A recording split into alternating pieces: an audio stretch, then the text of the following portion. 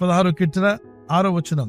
మనోహర స్థలములలో నాకు పాలు ప్రాప్తించెను, శ్రేష్టమైన స్వాస్థ్యము నాకు కలిగెను.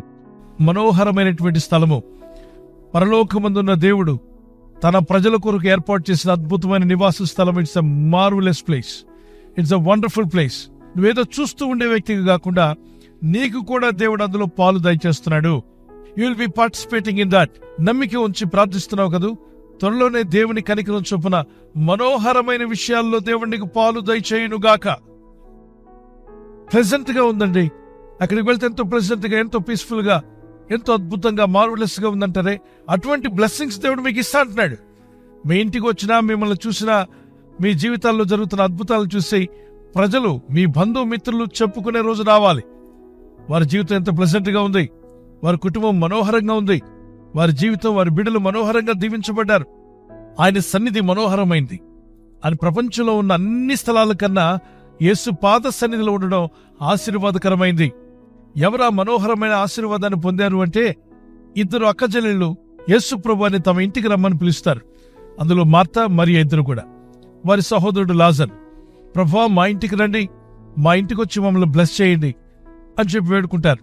మరి మార్తా, మరియ వాళ్ళు ప్రభుని పిలిచిన తర్వాత మార్తా ఇంటికి వచ్చిన వాళ్ళందరికీ సేవ చేయడానికి, మరి ఏ పచ్చడి నూరడానికి వెళ్ళిందో, ఇట్లు చేయడానికి వెళ్ళిందో తెలియదు కానీ చాలా బిజీగా ఉంది వంటగదిలో.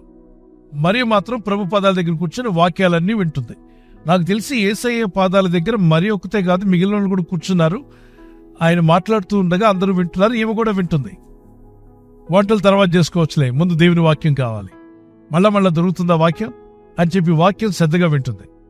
ఈలోగా మార్త పరిగెత్తుకొచ్చి, ప్రభువా ఏంటి సహాయం చేయకుండా నా చెల్లి మీ పాదాల దగ్గర కూర్చొని ఉంటే, నేను ఒక్కదాన్నే కష్టపడుతుంటే మీకు సంతోషమా ప్రభువా? నేను ఒక్కదాన్నే ఇంతగా కష్టపడుతున్నాను, ఒకసారి మా సహోదరికి చెప్పండి. వెళ్ళు మరియా, ఏంటి ఇక్కడ కూర్చున్నావు, నువ్వు తర్వాత వాక్యం ఉంది కానీ వెళ్ళి మీ అక్క సాయం చేయపో అని అంటాడని ఎక్స్పెక్ట్ చేసింది మార్త. కానీ యేసయ్య అలా చెప్పలా. మార్తా, నువ్వు అనేకమైన పనుల గురించి విచారపడి తొందరపడుతున్నావు, నీకు తొందర ఎక్కువైపోయింది, నీకు పనుల మీద భారం ఉంది కానీ వాక్యం మీద, ప్రార్థన మీద మనసు లేదు. నీ మనసు అంతా గందరగోళంగా చేసుకున్నావు, ఆయాసపడుతున్నావు, వేదన పడుతున్నావు, చిరాకు పడుతున్నావు, టెన్షన్ పడుతున్నావు, ఒకటే డిసప్పాయింట్మెంట్, ఎప్పుడు డిస్కరేజ్మెంట్ లో ఉంటున్నట్టు, ఎప్పుడు నిరుత్సాహంగా ఉంటున్నావు. నాకు సాయం చేసేవాళ్ళు రావట్లేదు, చెల్లి సాయం చేయట్లేదు, వారు చేయట్లేదు, ఎవరు చేస్తారని ఇదంతా కలవరం నీ మనసులో, ఆందోళన. అది కాదు ముఖ్యం, వంట చేసుకోవచ్చులే, ముందు జీవవాక్యములు విను, జీవాహారం నీ సొంతం చేసుకో, దేవుని మాటలు వినడం నేర్చుకో. ఇది చాలా అవసరమైంది ఒక్కటే మార్తా, అది నీ సహోదరి అయిన మరియ పొందుకుంది. మార్తా, నీ చెల్లి మరియ ఉత్తమమైన దాన్ని ఏర్పరచుకుంది. నువ్వు ఆ ఇంట్లోనే ఉన్నావు కానీ ఉత్తమమైనది కాకుండా కారం డబ్బాలు, ఉప్పు డబ్బాలు, పోపు డబ్బాలు ఏర్పరచుకున్నావు. ఈమెమో ఉత్తమమైన దాన్ని ఏర్పరచుకున్నాను, అది ఆమె యుద్ధ నుండి తీసివేయబడదని ఆమెతో చెప్పాను. మనోహరమైన ఆశీర్వాదాన్ని పొందిందండి. ఆమె యుద్ధ నుండి ఎవరూ తీసేయలేని ఆశీర్వాదం పొందింది. మీరు ఎంతమంది ఆశపడుతున్నారు? మీకు దేవుడిచ్చిన ఆశీర్వాదం, ఎవరూ తీసేయలేని ఆశీర్వాదం నాకు కావాలని వారు చేయటండి.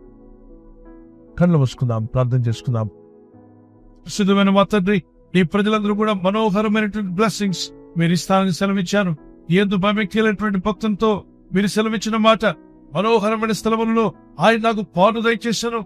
అలాగే శ్రేష్టమైనటువంటి ఆశీర్వచనాన్ని, ఆశీర్వాదములను నీ ప్రజలకు దయచేస్తున్నందుకు స్తోత్రాలు చెల్లిస్తున్నాను. ఈ రాత్రి నెమ్మదితో పండుకొని సురక్షితంగా కాపాడబడినట్లుగా నీ అగ్ని కంచి వేసి మమ్మల్ని కాపాడండి. మీ చిత్తములో కొనసాగే కృప అందరికీ దయచేయమని యేసుక్రీస్తు ప్రశస్త నామములో మీరందరికీ చక్కని నిద్ర దయచేసి తెల్లవారు లేచి కృపను మాకిమ్మని క్రీస్తు నామములో అడిగి వేడుకుంటున్నామా పరలోకపు తండ్రి, ఆమేన్, ఆమేన్. ఈ వాగ్దానాన్ని మీతోనే ఉంచుకోకుండా లైక్ చేయండి, షేర్ చేయండి. అనేకులు ఈ యొక్క ఛానల్ సబ్స్క్రైబ్ చేసుకోమని తెలియపరచండి. సబ్స్క్రైబ్ చేయని వారు కూడా సబ్స్క్రైబ్ చేయండి. Good night. God bless you.